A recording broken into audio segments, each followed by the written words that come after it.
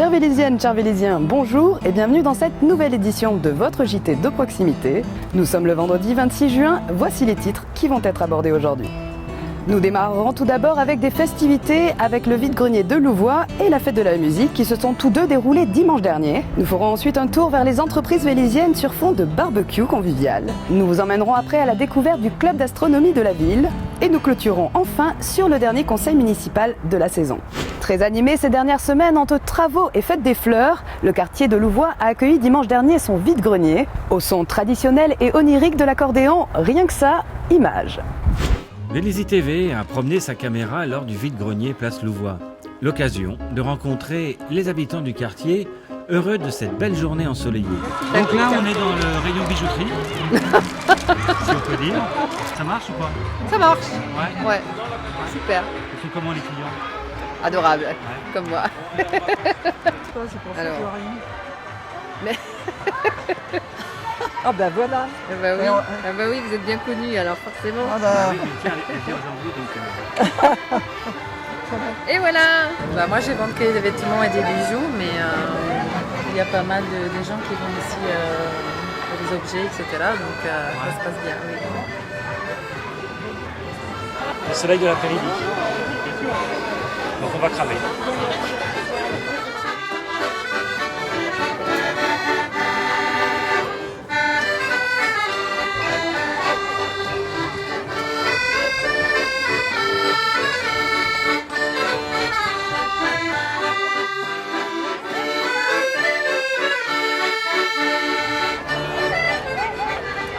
Ouais, il y a de bonnes affaires, de bonnes trouvailles. Content d'être venu. Vous avez fait quoi aujourd'hui?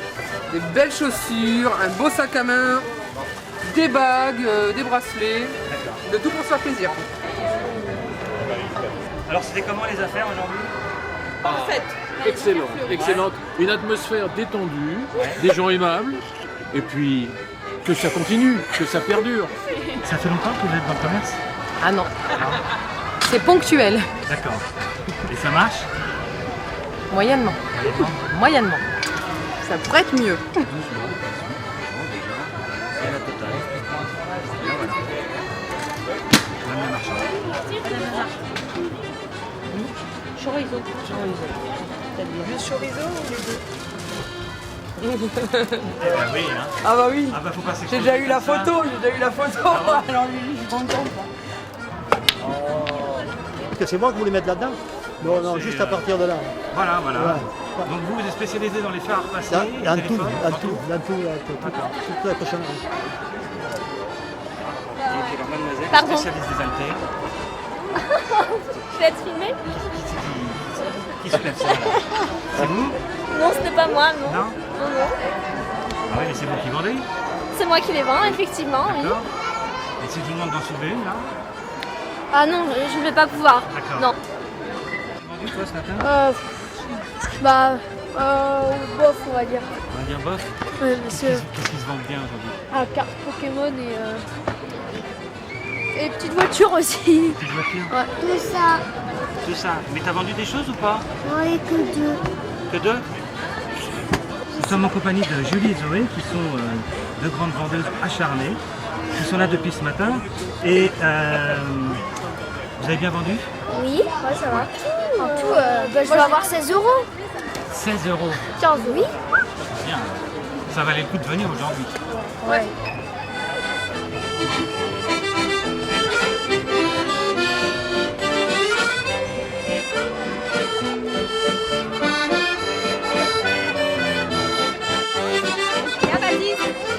Ah, c'est les reines de la brocante. Ouais, c'est nous. C'est vous. Bon, les affaires, elles ont été comment? Très fructueuse. Ouais. C'était très sympa, une bonne ambiance et on a passé une très très bonne journée. Les copains, ça marche, ça fait du bruit dans la ville. Les copains, ça marche, le regard qui brille. Et si tout le monde a la danse. La musique s'était décidément immiscée partout dans la ville dimanche dernier. Elle avait également investi le parvis de Londres en soirée pour y faire sa fête. Nous y avons assisté.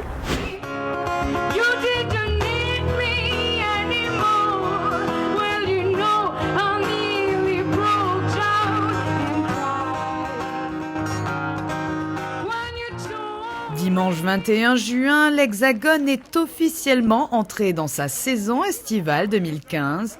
Un rendez-vous célébré chaque année par la fête de la musique dans une centaine de pays à travers le monde. En France, l'événement a été initié pour la première fois en 1983 par Jacques Lang, ministre de la Culture à l'époque, et continue 22 ans après à séduire les foules. Du côté de Vélizy-Villacoublay, la fête a battu son plein dimanche sur le parvis de Londres avec 10 petits concerts programmés sur 2 scènes. C'est la 8e année consécutive que c'est organisé ici sur le parvis de Londres. Moi je suis un enfant de la fête de la musique, oui, parce que ma date de naissance coïncide à peu près avec la date de création de la fête de la musique, mais ne comptez pas sur moi pour vous donner mon âge. On est très heureux d'accueillir chaque année ce moment convivial, festif, qui réunit les gens du monde associatif.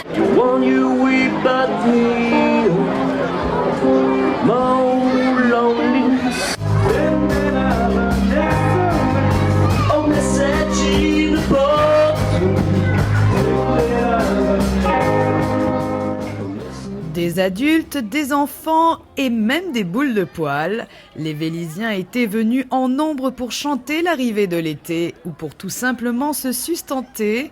Le club de foot de la ville a assuré la restauration.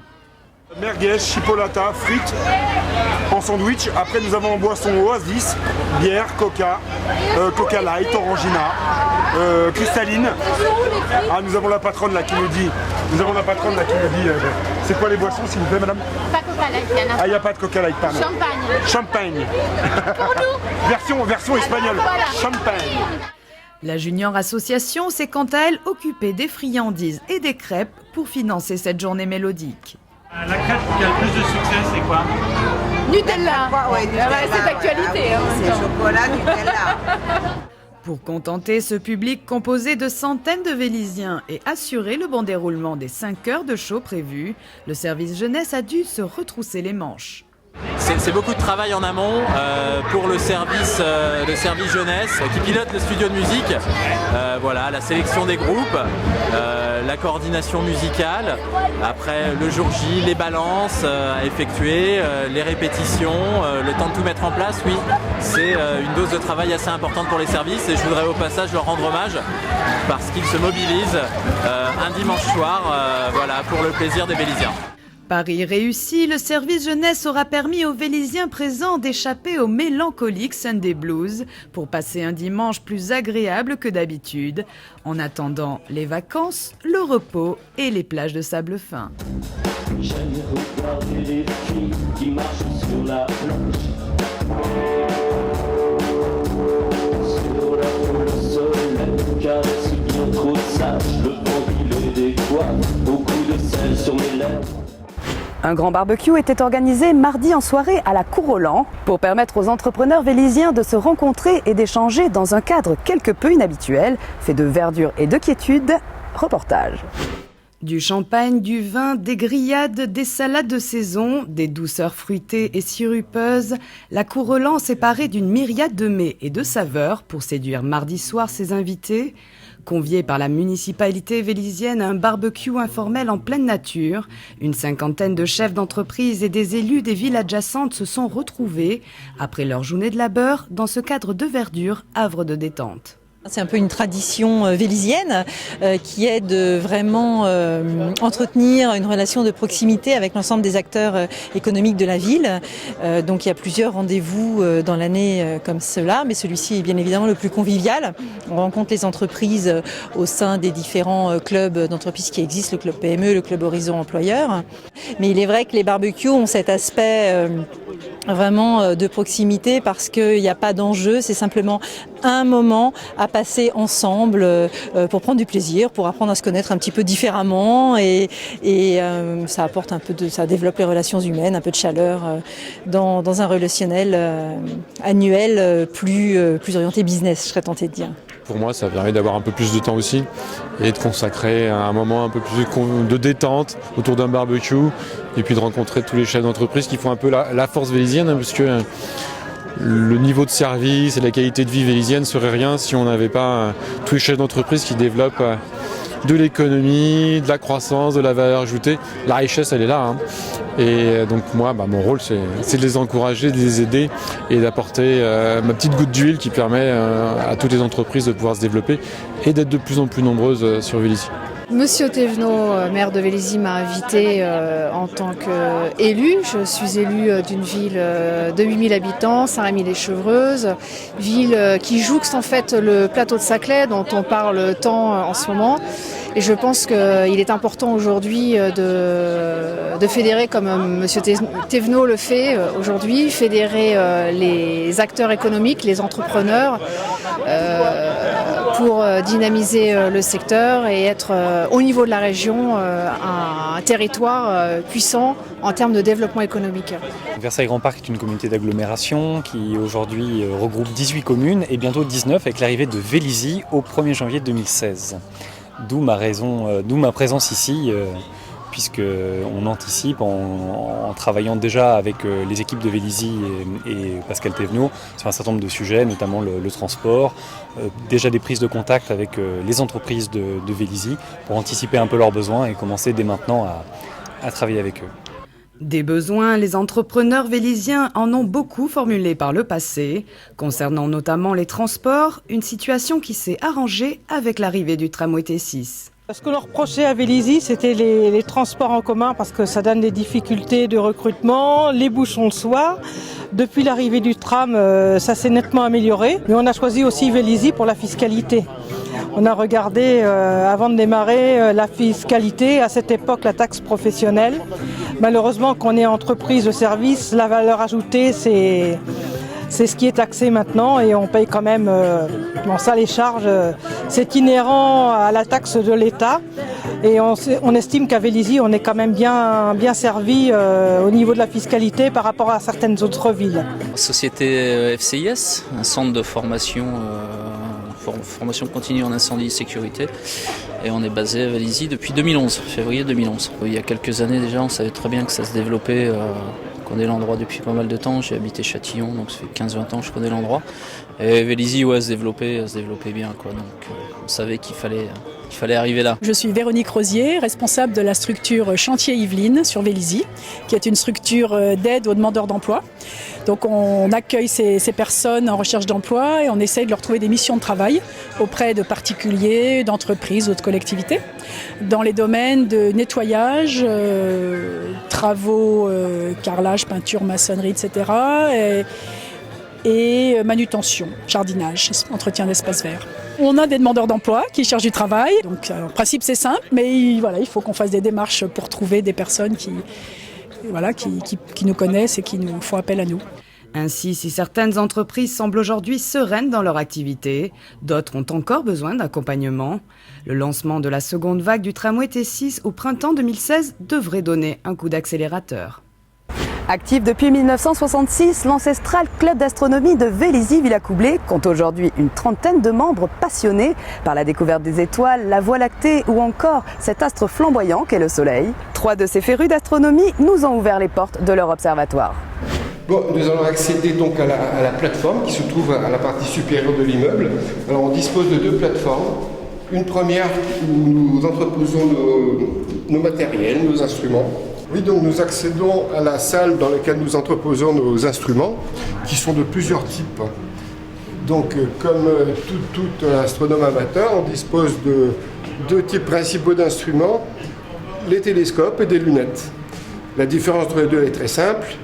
Les lunettes sont constituées de lentilles et les télescopes de miroirs. Donc, en voici un certain nombre. Donc ici, vous ne voyez que la partie trépied, la partie de base. Ensuite, les télescopes que vous pouvez voir ici, ainsi que les lunettes qui sont entreposées, qu'on entrepose dans l'armoire, sont montées en fonction des objets qu'on observe. Ça peut être le jour, ça peut être le soleil, et la nuit, bien sûr, tous les objets qui peuvent se présenter, y compris les planètes et les étoiles. Alors, on est sur la première plateforme d'observation. Donc dans cette plateforme, on entrepose les appareils qu'on sort pour l'occasion, soit en observation du soleil, soit en observation des étoiles. Ici, j'ai des collègues là qui sont en train d'utiliser un appareil qui est très spécifique parce qu'il permet d'observer le soleil. Dommage que le soleil soit un peu caché actuellement, sinon on aurait pu vous faire voir effectivement le soleil, ses tâches, les exubérances et toute l'activité du soleil en fait. On a vu la plateforme sur laquelle on a installé plusieurs instruments, mais évidemment nous avons notre gros instrument qui se trouve sous la coupole que nous allons visiter.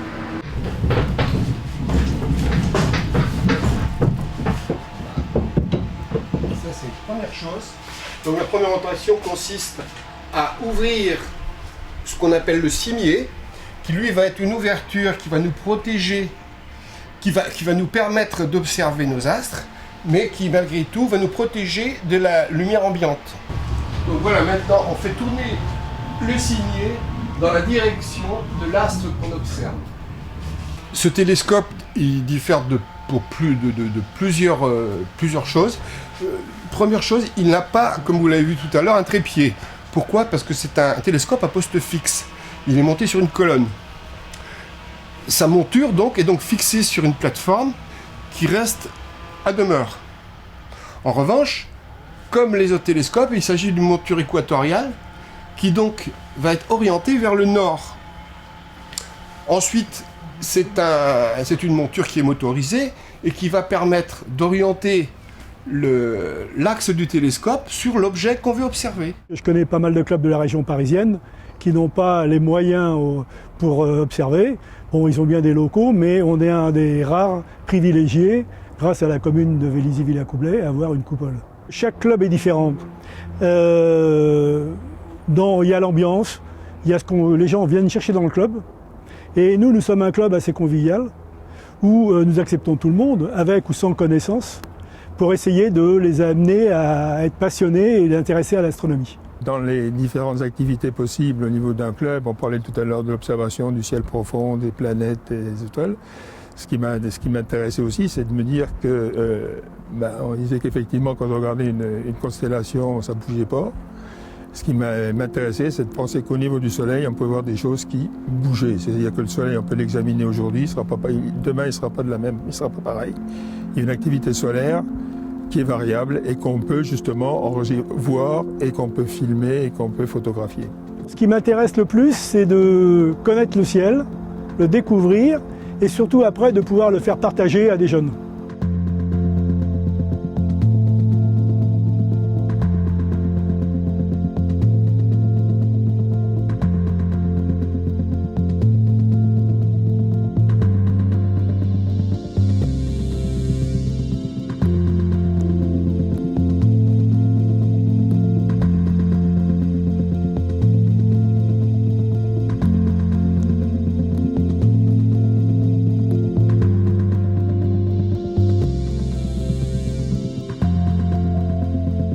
Pour les Vélysiens intéressés par le repérage céleste ou tout simplement par l'observation, sachez que le club d'astronomie est ouvert à tous les vendredis soirs à 21h et en plus gratuitement. Mercredi soir se déroulait le dernier conseil municipal de la saison. Il y a beaucoup été question de finances avec la présentation des budgets 2014 et 2015 de la ville. Chers Vélysiens, soyez rassurés, la municipalité tient ses comptes d'une main de maître. Le dernier conseil municipal du premier semestre 2015 s'est clôturé mercredi soir, après 3 longues heures de vote et de débat. Pas moins de 35 dossiers figuraient à l'ordre du jour, parmi lesquels la présentation des comptes administratifs et de gestion 2014 et le budget supplémentaire 2015 pour le budget principal de la ville. En ressort pour 2014 une nouvelle rassurante pour les Vélysiens. Les comptes de la commune se révèlent excédentaires de près de 27 millions d'euros. L'endettement est faible par rapport à une autre ville de taille comparable et aucun emprunt toxique n'a été contracté.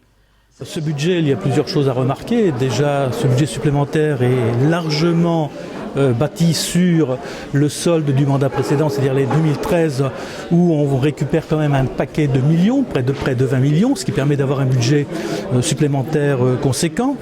Par contre, où je ne suis pas satisfait du tout, c'est les augmentations des frais de personnel qui explosent. Et comme vous avez pu le voir, M. le maire n'a pas été très convaincant dans ses explications, en nous disant d'une part qu'on embauche des permanents, mais d'autre part, on s'aperçoit qu'il y a encore 20 équivalents temps plein qui vont se retrouver embauchés pour diverses activités dans les écoles et autres. Donc sur ces deux points-là, je ne suis pas satisfait. En termes d'augmentation du budget de fonctionnement, remettre 1 million de budget de fonctionnement, à cette époque de l'année, je crois pouvoir dire que le budget primitif a fait quelque peu objet d'amateurisme, parce que normalement on ne se fait pas le grand écart au titre du budget supplémentaire qui ne reste qu'un ajustement. Ce n'est pas une question d'être satisfaisant ou pas, c'est prendre acte de la politique qui a été menée l'année dernière. Effectivement, le budget est un acte avant tout politique. Nous avons voté contre le budget, enfin du moins le compte administratif de 2014, puisque nous ne partageons pas un certain nombre d'orientations qui ont été prises par la municipalité. Alors je ne vais pas tout détailler ici, mais notamment on reviendra sur le point de l'investissement sur le stade Jean Denève, un terrain synthétique qui malheureusement est fermé les 3/4 du temps et pourtant qui a coûté 800 000 € et donc payé par tous les Vélisiens. Le budget supplémentaire en fait qui vient compléter le budget primitif qui a été adopté en février dernier au conseil municipal, et là le point que nous avons soulevé, c'est le triplement des pénalités qui sont provisionnées au titre de la loi SRU, donc pour non-respect des engagements en termes de logements sociaux. Donc on passe de 100 000 € provisionnés à 300 000 € pour l'année 2015, et je le rappelle, les logements sociaux, il ne faut pas voir cela comme un gros mot, mais il y a bien 80% des Vélisiens qui y sont éligibles, et je pense que c'est important de le rappeler. C'est un budget plutôt conquérant et où en fait, il y a des reports, mais il y a aussi beaucoup d'économies qui sont faites et qui permettent de pouvoir avoir un investissement conséquent, puisque cette année, on a quand même, entre le budget prévisionnel et le budget supplémentaire, investi 40 millions. Et ça permet d'améliorer le quotidien des Vélisiens, aussi bien au niveau des services qu'au niveau des investissements, puisque vous avez des investissements qui sont pas neutres, et notamment Louvois, l'amélioration de la cantine Buisson, Exelmans, Wagner qui sort enfin. Donc là, je pense qu'on a aussi bien au niveau des services à la population qui sont encore améliorés, et des investissements sur du long terme qui permettent en fait de pouvoir avancer sereinement, sans augmentation de la fiscalité, sans emprunt. Donc là, les oiseaux de mauvais augure vont devoir chercher autre chose, et je pense que les Vélisiens peuvent être sereins ce soir pour voir que la ville continue à avancer et sans s'endetter, et en faisant des économies, parce que des économies, on peut en faire au niveau des ressources humaines, au niveau du fonctionnement. À chaque fois qu'il y a une dépense, on se pose la question de savoir si on ne peut pas mieux gérer, si c'est obligatoirement efficace, et si c'est pas efficace et utile, on la réduit. Avant de nous quitter, votre agenda du week-end. Samedi tout d'abord, sont projetés dès 18h des films à Londres dans le cadre du Festival des médiathèques Chacun son cours. Enfin, dimanche, pour les passionnés de danse latine et afro-caribéenne, est organisée de 10h à midi une Zumba party au gymnase Jean Massé. Ce JT s'achève maintenant. Merci de l'avoir suivi et bonnes vacances aux premiers chanceux qui partent dès ce week-end. À bientôt sur Vélizy TV.